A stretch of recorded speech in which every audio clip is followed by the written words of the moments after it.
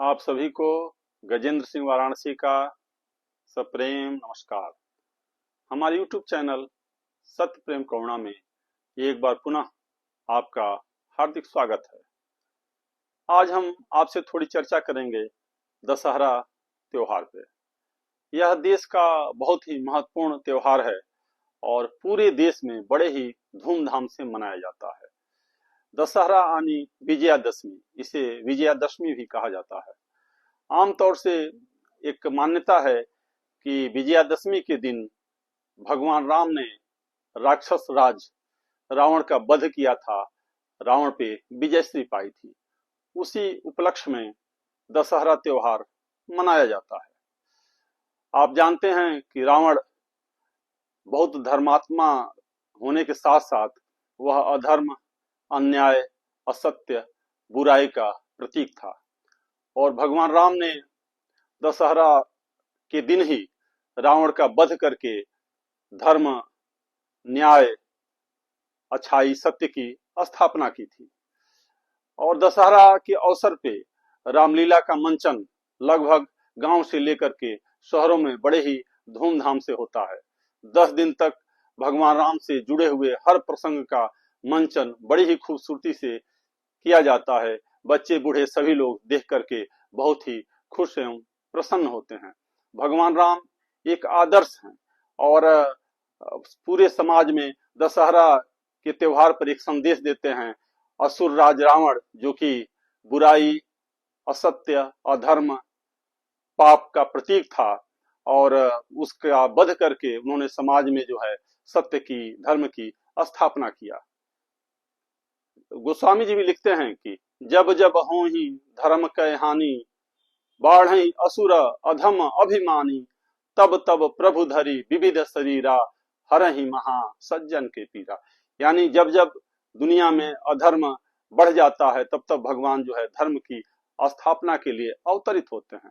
गीता में भी कहा गया है कि यदा यदा ही धर्मस्य ग्लानिर्भवति भारत, अभ्युत्थानम धर्मस्य तदात्मानं सृजाम्यहम्, परित्राणाय साधूनां विनाशाय च दुष्कृतां, धर्म संस्थापनार्थाय संभवामि युगे युगे।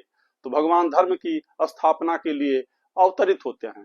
तो दशहरा एक संदेश देता है कि आप जो है सत्य, ईमानदारी और धर्म के रास्ते पर चलिए, आपका विजय निश्चित है।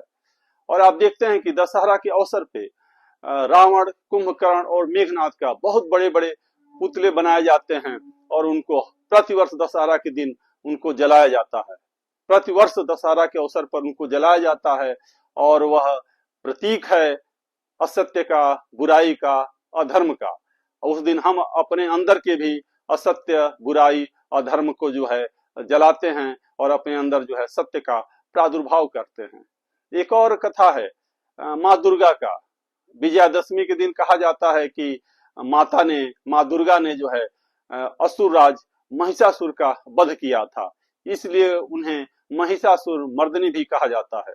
जब महिषासुर का बहुत आतंक बढ़ गया था तब सारे देवताओं के तेज से माँ दुर्गा का प्राकट्य हुआ था और कहते हैं कि 10 दिनों तक बहुत ही भीषण युद्ध हुआ था और 10वें दिन माँ दुर्गा ने महिषासुर का वध किया था, इसीलिए विजयादशमी भी इसे कहते हैं। 9 दिनों तक, 10 दिनों तक जो है हर पंडाल बनता है, उसमें महिषासुर का वध करते हुए माँ दुर्गा को दिखाया जाता है और ये बड़े ही धूमधाम से जो है दुर्गा पूजा का भी त्योहार जो है मनाया जाता है। एक और मान्यता है कि जब भगवान राम रावण का वध करने के बाद से अयोध्या पहुंचते हैं तो रावण चूंकि ब्राह्मण था तो उनके ऊपर जो है ब्रह्म हत्या का पाप लगता है।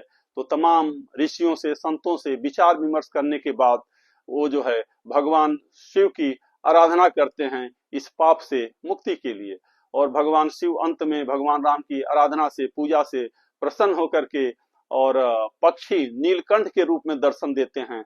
इसलिए दशहरा के दिन पक्षी नीलकंठ का भी दर्शन शुभ माना जाता है और भगवान शिव का एक तरह से नीलकंठ पक्षी को उनका प्रतिनिधि के रूप में हम देखते हैं, जैसे साक्षात भगवान शिव ही नीलकंठ पक्षी के रूप में विचरण कर रहे हैं।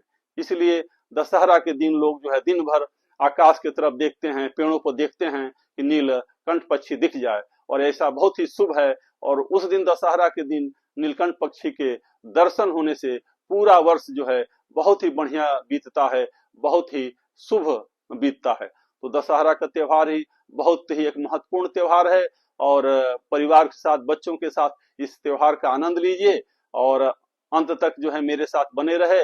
इस प्रसंग में, इस कथा में मैं हृदय से आपका अनुग्रहित हूँ, और मेरा इस अवसर पे सादर प्रणाम स्वीकार करें।